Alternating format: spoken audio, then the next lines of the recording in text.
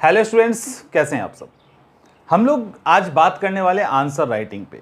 Answer writing को लेकर कई सारे भ्रम हैं, उनको दूर करना ज़्यादा ज़रूरी है क्योंकि सब कुछ आपके मेंस आंसर राइटिंग पे टिकता है। आपका रिजल्ट, आपका परफॉर्मेंस, आगे सिलेक्शन भी। और ये वैसे ये सेशन सबके लिए है, यानी आप सब जो अभी एग्ज़ाम दे रहे हो, 6 महीने बाद दोगे, अगले साल दोगे, या एग्ज़ाम की तैयारी कर रहे हैं, इवन आप किसी अदर एग्ज़ाम की भी तैयारी कर रहे हैं, वहाँ भी ये फिट होगा। देखिए, दरअसल क्या है, जिस एग्जामिनेशन की हम बात कर रहे हैं वो यूपीएससी और पीसीएस का एग्जाम है। आंसर है आज खास करके जो टारगेट किया जा रहा है वो जेपीएससी सीडीपीओ को टारगेट किया जा रहा है, क्योंकि उसका एग्जाम 2 अगस्त से स्टार्ट होगा और आज 17 तारीख हो गया। इट मीन्स कि समय काफ़ी कम है। अब सवाल ये उठता है कि इतने कम समय में हम आंसर राइटिंग इंप्रूव कैसे करें। उसके पहले हमें ये जानना होगा कि आंसर राइटिंग के कुछ स्टेप होते हैं, उस स्टेप को हमें फॉलो करना बहुत जरूरी है। वो स्टेप टोटल आपका आंसर राइटिंग जो परफेक्ट होता है ना, कि उसको आप एग्जामिनेशन हॉल में लिख सकें, उसके लिए जो भी चीज़ें हैं वो सब डिस्कस करने के साथ सबसे पहले हम स्टेप को डिस्कस करते हैं, क्योंकि सबसे ज़्यादा इग्नोर यही किया जाता है। Step 1, step 2 and step 3, right.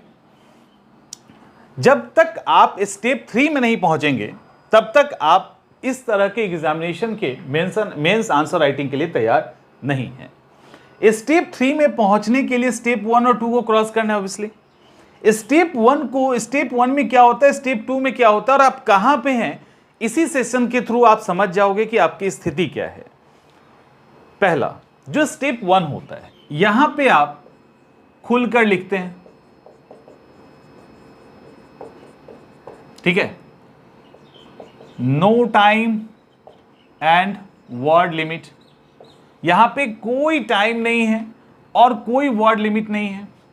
आप यहां पर देख कर भी लिखते हैं। देखो, जब आंसर राइटिंग की शुरुआत होती है तो पहले यह कहा जाता है कि ठीक है, आप ऐसा करिए कि आप मैं इसको हटा देता हूं, मैं इसको शॉर्ट कर देता हूं थोड़ा, तो आपके लिए आसान हो जाएगा।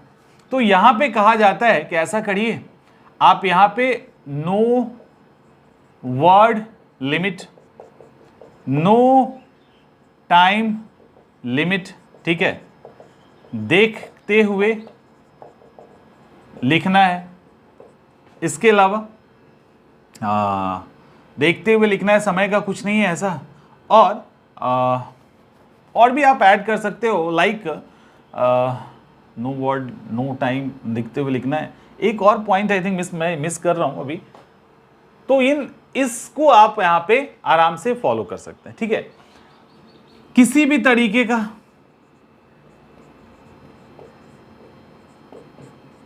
से आप लिख सकते हैं, ठीक है, ये भी है यहां पे।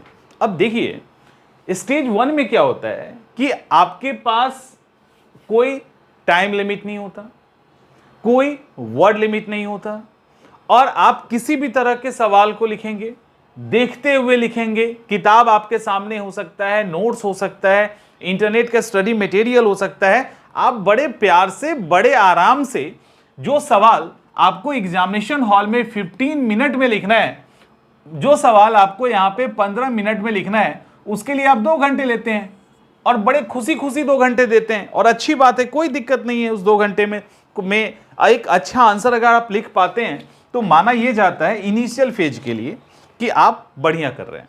समझ में आ रहा है? माना यह जाता है कि आप तब भी अच्छा कर रहे हैं, ठीक है, क्योंकि आप 15 मिनट के क्वेश्चन को 2 घंटा लेके सब कुछ देखकर, विदाउट वर्ड लिमिट, बिना टाइम लिमिट के आप अगर ठीक से लिख देते हैं तो आप आंसर अच्छा लिख रहे हैं। और स्टार्टिंग में ऐसे 15-20 सवालों पे आप करते भी हैं तो कोई फर्क नहीं पड़ता है, आप मतलब एक सही डायरेक्शन में जा रहे हैं। लेकिन आप इतना समय लेके भी अगर अच्छा नहीं लिखते हैं तब तो फिर गड़बड़ है। दूसरा स्टेप क्या आता है?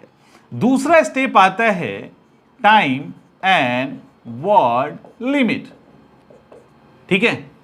जब आप इस स्टेज को क्रॉस कर जाओगे तो आपको यह फील होगा कि नहीं, अब हम रेडी हैं किसी भी तरह के आंसर को कहीं भी लिखने के लिए। बट आप पूरी तरह से गलत हैं। गलत नहीं है, पूरी तरह से गलत है और 100% गलत हैं। इस स्टेज को आप बहुत अच्छे से क्रॉस भी कर लोगे ना, आप इस स्टेज में फिर से फंसेंगे। क्योंकि आपने बहुत अच्छे से क्रॉस किया तो इसको जल्दी यहां से निकल जाओगे, ये अलग बात है, बट आप फंसेंगे यहां पे। क्योंकि अब आप क्या कर रहे हो, विद इन ए टाइम में लिखना चाहते हो, with in a word limit आप लिखना चाहते हैं, और यहां पे देखना भी नहीं है। ठीक है, यहां देखना भी नहीं है, यानी आप time and word limit follow कर रहे हैं, देखना भी नहीं है। ये इतना प्रेशर क्रिएट करेगा ना आप पे, अगर लिटरली आप सही तरीके से कर रहे हो, कुछ नहीं है, टेबल पे सिर्फ कॉपी है, क्वेश्चन है और आप लिख रहे हो, तो आप इस पहले स्टेज में पहुंच जाओगे सीधे। आपको कुछ नहीं समझ में आएगा, चीजें ब्लैंक होने लगेगी, कुछ से कुछ लिखेंगे, इंट्रोडक्शन सेम लिखा हुआ सवाल जो आपने यहां लिखा है ना, वो भी आप यहां गलत कर दोगे। वर्ड लिमिट कहीं से कहीं चला जाएगा, या तो छोटा लिख दोगे बहुत बहुत। अक्सरहा क्या होगा इसमें, अक्सरहा क्या होता है ये मैं बता दूं। अक्सरहा 70-80% केस में ये देखा गया है कि सेकेंड स्टेज पे जब आप आते हो तो यहां पे जब आपको आपके मन से लिखने के लिए दिया जाता है, मान लो 3 सवाल दिया गया, 1 घंटे में लिखिए, आप हार्डली 1 सवाल लिखेंगे, 1.5 सवाल लिखेंगे, और वो सवाल भी अधूरा होगा, वो भी पूरा नहीं होगा, और ऐसा होता ही है। तो जब इस स्टेज पे आप धीरे धीरे प्रैक्टिस करेंगे, अब इसमें 5, 10, 15 सवाल पे जब प्रैक्टिस हो जाएगा तो आप इसको भी क्रॉस कर जाएंगे। अब जैसे इसको क्रॉस करेंगे, अब आप कॉन्फिडेंस में है कि हमने नो लिमिट में भी लिखा, और हमने लिमिट में भी लिखा, और हमने घड़ी का अलार्म लगा के लिखा है, हमने पूरे टाइम में लिखा है, ठीक है, वर्ड लिमिट फॉलो किया है, अच्छा इंट्रोडक्शन सब कुछ लिखना है, अब हम रेडी हैं। बट नहीं, ये सेकेंड स्टेज में भी आप रेडी नहीं हो, क्योंकि ये सेकेंड स्टेज भी बड़े ही इनफॉर्मल वे में आपने किया है। ठीक है, औपचारिक तरीके से ये सेकेंड स्टेप आपका नहीं पूरा हुआ है। सेकेंड स्टेप के बाद फिर से आपकी चीजें खराब होगी, वो होगी थर्ड स्टेप पे, जब यहां पे आप लॉ के अंदर लाइव आंसर राइटिंग सेशन करेंगे, या जहां पे भी आप आंसर राइटिंग प्रैक्टिस करते हैं वहां पे आप आमने सामने बैठ के आंसर राइटिंग कर रहे हो, या आपको क्लासरूम में बैठा दिया जाए, या ऑनलाइन वीडियो कॉन्फ्रेंस के थ्रू आप आंसर राइटिंग कर रहे हैं, या आप एग्जामिनेशन हॉल में इसके बाद सीधे आंसर राइटिंग करने चले जाएंगे, दबाव आएगा, फिर से आपका आंसर भटकेगा, और लगभग आप पहले स्टेज में पहुंच जाओगे, फिर से पहुंच जाएंगे, फिर से आप कुछ से कुछ लिखेंगे, फिर से गड़बड़ियां होंगी। वो सारी चीजें जो आपको फर्स्ट से क्रॉस करके सेकेंड में आने में मदद किया था ना, सेकेंड में जितनी गलतियां हुई थी, तो इंक्लूडिंग फर्स्ट एंड सेकेंड वो मिक्स हो जाएगा थर्ड स्टेज में। पूरा प्रेशर होगा, अनाप शनाप लिखोगे, आपको लगेगा कि नहीं हम सब सही लिख रहे हैं, बाद में पता चलेगा गड़बड़ हो जाएगा। इस थर्ड स्टेज को जब आप क्रॉस कर जाएंगे तो आप रेडी हैं एग्जाम हॉल के लिए, अब आंसर राइटिंग के लिए तैयार हैं। तो अब ये आपको देखना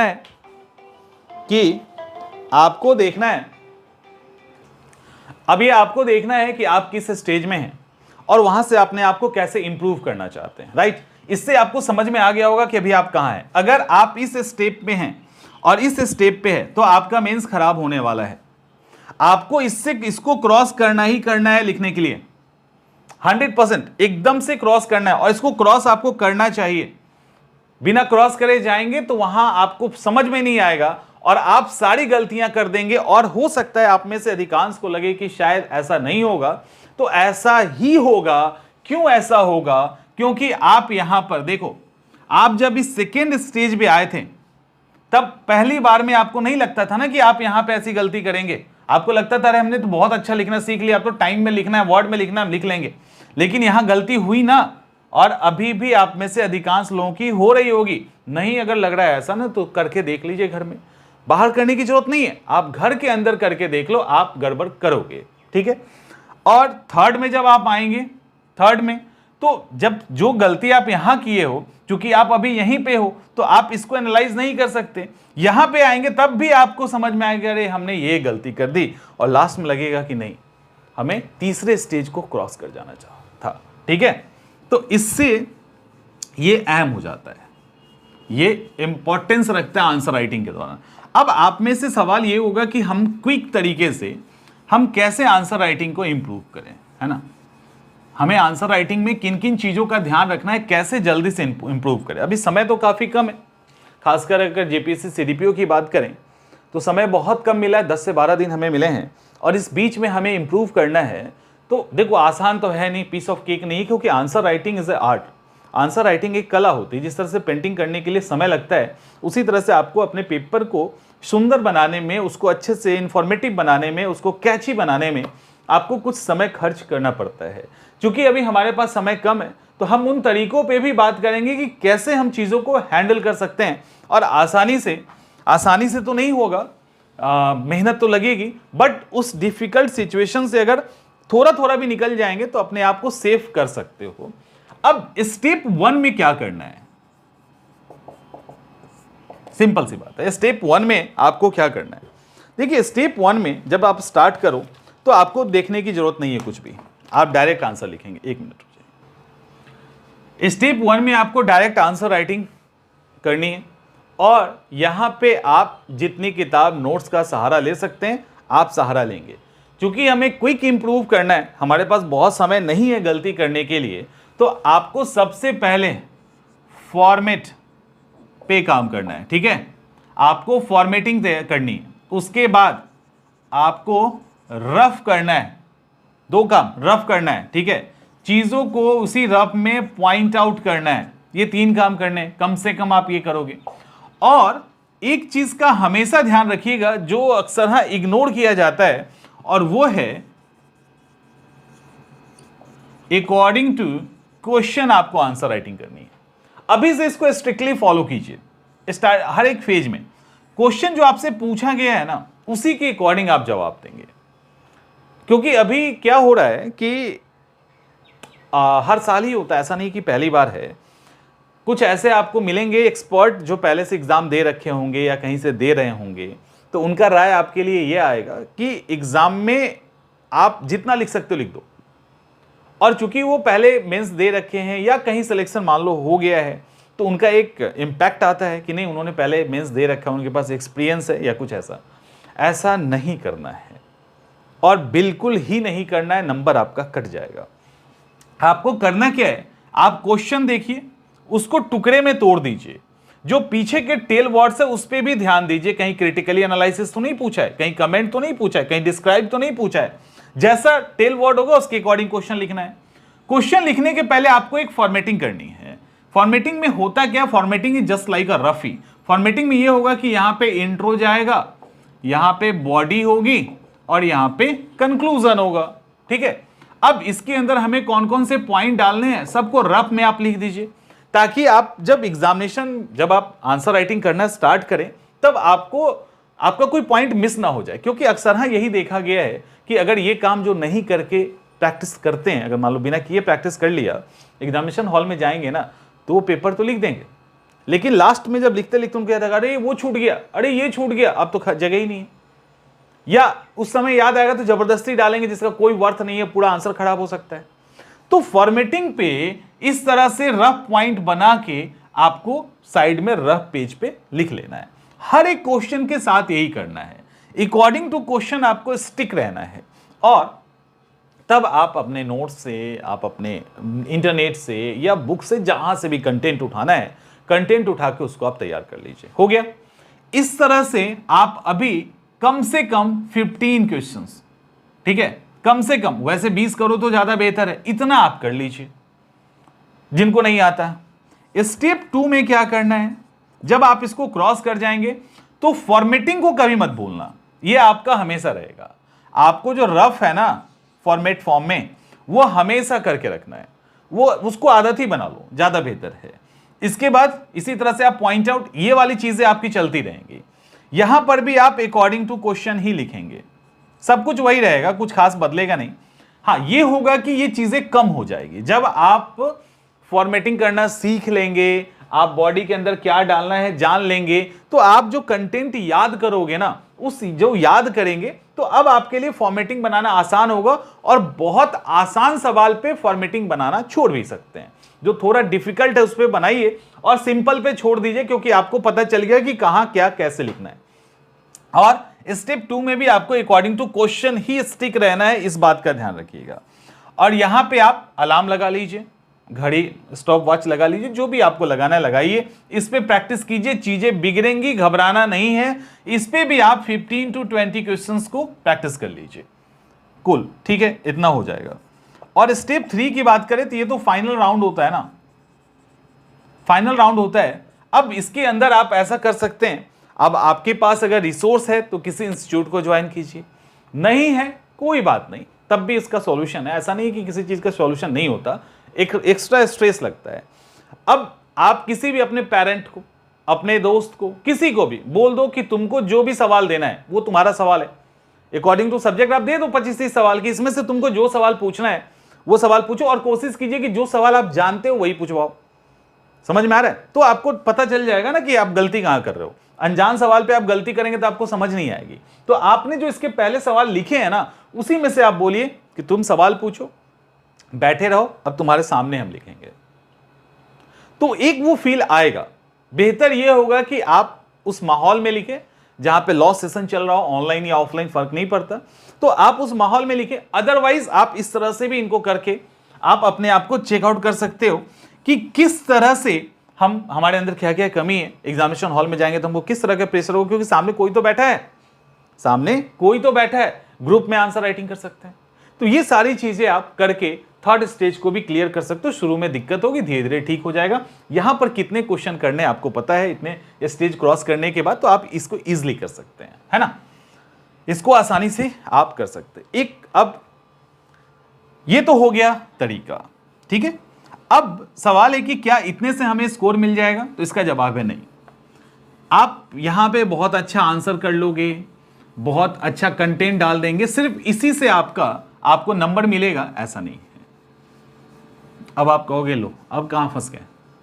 देखिए, वो यूपीएससी का एग्जाम हो या अदर पीसीएस का एग्जाम हो, हर जगह ये देखा गया है कि आपका पेपर थोड़ा कैची होना चाहिए, यानी थोड़ा देखने में भी अट्रैक्टिव होना चाहिए। खास करके अभी हम यूपीएससी को साइड करते हैं, अभी हम पीसीएस को लेते हैं। तो कैची का क्या मतलब होता है? कैची का मतलब होता है कि उसके अंदर तो आप इस तरह से अच्छे तरीके से कंटेंट तो लिखेंगे, साथ में मेंस पेपर के अंदर जब कोई पेपर खोले ना तो उसको अलग अलग चीजें दिखे थोड़ी थोड़ी। ऐसा नहीं कि हर एक क्वेश्चन में सबको रिपीट करना है, ये भी, इस बात से भी बचिएगा। जैसे मान लीजिए, मैंने कई बार इसको बताया है, कैची बहुत जरूरी। मान लीजिए कि जहां पे आपको लगता है कि इसके निम्नलिखित कारण थे, अब मान लो कारण दिख गया, तो आप इसको ऐसे भी तो बना के बता सकते हो ना, या बुलेट पॉइंट में आप बता सकते हैं। तो ऐसे जहां पे बुलेट पॉइंट में बताने का है वहां बताइए, जहां पैराग्राफ में बताने का है वहां पैराग्राफ में बताइए। कई बार होता है जैसे पूर्वी घाट, पश्चिमी घाट, तो पूर्वी घाट का यहां बताइए, पश्चिमी घाट का यहां बताइए। हो सकता है ना ऐसा, पूर्वी घाट का आप यहां ऐसे बता दो और पश्चिमी घाट का ऐसे बता दो। तो अब कहीं पे भी आपको मौका मिले तो आप फ्लो चार्ट बना दीजिए, ठीक है, जो भी फ्लो चार्ट जैसा बनता हो वैसा बना दीजिए। कहीं पे आपको लगता है कि नहीं हमारे पास एक डाटा है, तो बार डायग्राम जहां पे भी लगता है बना सकते हैं। आप इंडिया का मैप बना सकते हैं जहां भी आपको लगता है, जरूरत लगता है, ठीक है। और एक चीज ध्यान रखना, ये सब बनाने के दौरान आपका इंटेंशन कभी ऐसा नहीं लगना चाहिए कि आप कॉपी का पेज भरना चाहते हैं, और कोई भी बहुत बड़ा नहीं बनना चाहिए, इतना ही बनना चाहिए जिससे लगे कि नहीं क्वेश्चन के रिक्वायरमेंट को आप पूरा कर रहे हैं और बड़ी ईमानदारी के साथ कर रहे हैं। आपको लगता है कि ये दिखाना बहुत जरूरी है, तो हमने बहुत कम जगह में इसको दिखाने की कोशिश की है। तो ये कहीं से भी ये बिल्कुल ही कोशिश नहीं करना, और कभी भी ना बहुत सुंदर पेंटिंग करने की भी जरूरत नहीं है। अगर आपको आता भी है ना तो करने की जरूरत नहीं है। कई बार इन सारी चीजें मायने रखती है, ठीक है, क्योंकि हर आदमी का एक लेवल होता है कॉपी चेक करने का। तो वो एग्जामिनेशन हॉल में बहुत खूबसूरत और बहुत खूबसूरती से किए गई चीजों को बहुत अप्रिशिएट करते हैं, ऐसा नहीं है, फिर वो कुछ और समझ सकते हैं। तो इसीलिए आपको एक रफ टाइप की चीजें ड्रॉ करनी है, वो रफ में सुंदर बना दो। समझ में आ रहा है? अब इंडिया का आप मान लो पेंटर हो सकते हैं, आप बहुत सुंदर पेंटिंग इंडिया का मैप बना सकते हो, उतना अच्छा बनाने की जरूरत नहीं है। एक रफ में आप जितना सुंदर बना सकते हो, रफ को जितना अच्छा कर सकते हो, उस रफ को उतना अच्छा कीजिए। और एक और कहना मैं भूल गया था, जो आपके मेंस का पेपर होता है ना, उसके पीछे एक रफ पेज होता है। अब हम ये मान लेते हैं कि आप आंसर राइटिंग में एक्सपर्ट हो चुके हैं, आपको जरूरत नहीं है उसकी, तब भी आप इसको फिल कीजिए, कुछ भी 1-2 क्वेश्चन 4 क्वेश्चन करके कीजिए, क्योंकि वो भी चेक होता है, वो भी चेक होता है। तो इन सारी चीजों का आप आंसर राइटिंग के दौरान ध्यान रखें तो आपको स्कोर भी अच्छा होगा, आप जल्दी इंप्रूव भी कर जाएंगे और सब अच्छा होगा। फिर आई थिंक चीजें क्लियर हो गई होंगी। तो जो भी एग्जाम देने जा रहे हैं वो जाइए, अच्छे से पेपर को तैयार कीजिए और एग्जाम दीजिए। क्लियर? तो हम लोग मिलते हैं इसके बाद। अभी के लिए अपना ध्यान रखिए और all the best upcoming examination के लिए।